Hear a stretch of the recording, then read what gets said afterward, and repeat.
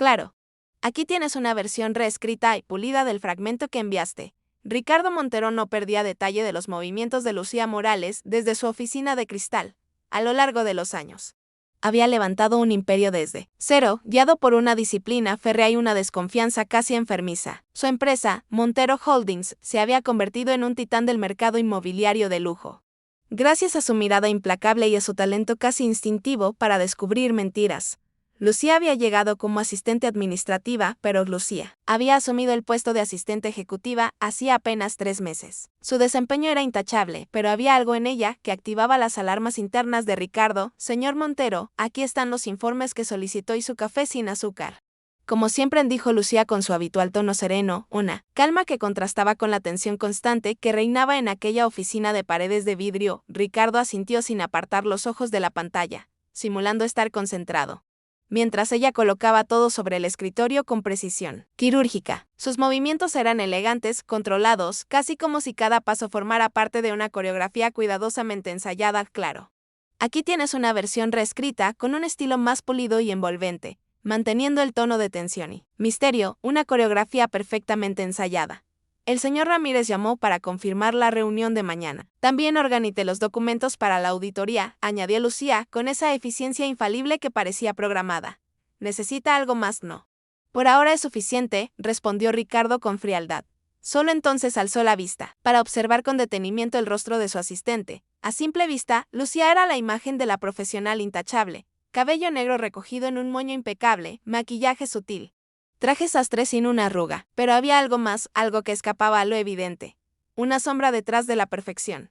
Un matiz invisible que su instinto no podía ignorar. Por supuesto, aquí tienes el fragmento reescrito con un estilo más fluido y atmosférico, manteniendo la tensión y el tono introspectivo. Ese era precisamente el problema, nadie podía ser tan perfecto sin estar ocultando algo. En sus 2 décadas al frente del mundo empresarial, Ricardo había aprendido a desconfiar de la perfección. La experiencia le había enseñado que, casi siempre, era una máscara cuidadosamente diseñada para ocultar intenciones más oscuras. Carlos, necesito que investigues algo, dijo en voz baja. Marcando un número interno en su celular privado, llamó a su jefe de seguridad en cuanto se quedó solo. Quiero un informe detallado sobre los movimientos de mi asistente ejecutiva cuando sale de aquí, cada lugar que visite, cada persona con la que hable, todo. La respuesta al otro lado fue inmediata, sin una sola pregunta. Así funcionaban las cosas en su mundo. Cuando Ricardo Montero daba una orden, nadie pedía explicaciones. No había llegado a la cima, siendo ingenuo ni confiando a ciegas. Cada individuo que accedía a su círculo más cercano pasaba, tarde o temprano, por un riguroso escrutinio. Lucía Morales no sería la excepción esa tarde, mientras revisaba contratos por cifras de 7 ceros. Su mente divagaba sin tregua. Una y otra vez volvía a los pequeños gestos, los detalles mínimos que alimentaban su creciente desconfianza. Lucía nunca aceptaba invitaciones a eventos corporativos fuera del horario laboral. Siempre respondía con cortesía, pero con una firmeza inquebrantable. Evitaba hablar de su vida personal y, en más de una ocasión, Ricardo la había sorprendido colgando el teléfono con rapidez apenas él entraba en la sala. También estaba ese detalle que no lograba ignorar, su celular personal, siempre boca abajo, siempre lejos de miradas ajenas. Por la ventana de su despacho, Ricardo contemplaba las luces de la ciudad mientras intentaba reordenar sus pensamientos. Pero su intuición afilada por años de traiciones y negociaciones no lo dejaba en paz. Observó cómo las luces de la ciudad comenzaban a encenderse una a una, tiñendo el horizonte con destellos dorados y fríos. La mayoría de los ejecutivos ya se habían marchado, pero él seguía allí, atrapado en una intuición persistente que se negaba a callar. Ricardo sabía, por amarga experiencia, que ignorar sus instintos era el primer paso hacia el desastre. Pensó en el expediente de Lucía. Impecable, se dijo casi con desdén. Universidad de renombre, referencias incuestionables. Experiencia perfectamente calibrada.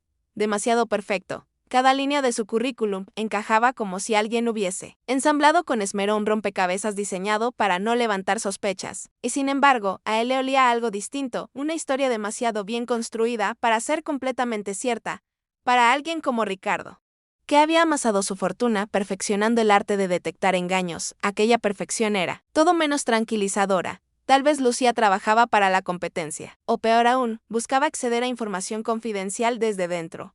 No era una sospecha infundada la última vez que algo similar ocurrió.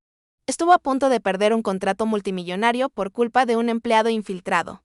Desde entonces, su paranoia no era una debilidad, sino un instinto de supervivencia. El timbre de su teléfono interrumpió sus pensamientos. Era Carlos, jefe, acaba de salir del edificio, informó con voz firme al otro lado de la línea. Procedo con el seguimiento, dijo Carlos. Antes de colgar, Ricardo se acercó de nuevo a la ventana. Desde lo alto, alcanzó a distinguir la figura elegante de Lucía cruzando con paso firme el vestíbulo principal. Por un instante vaciló. Pero su desconfianza pudo más que cualquier línea ética. No, de esta vez lo haré yo mismo.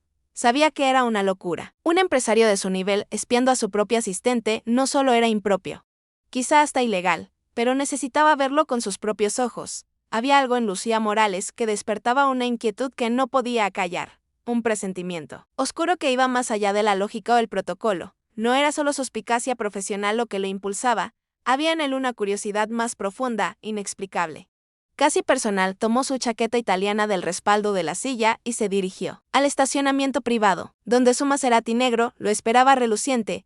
Hoy no te necesitaré, Manuel le dijo con voz seca al chofer, mientras tomaba personalmente las llaves del vehículo. El hombre lo miró con sorpresa, pero asintió sin emitir palabra.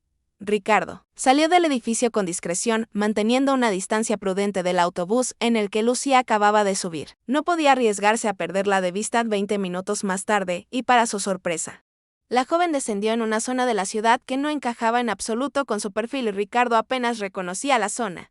Era un barrio modesto, en la periferia de la ciudad, con edificios desgastados por el tiempo y calles tan angostas que su lujoso Maserati avanzaba con dificultad.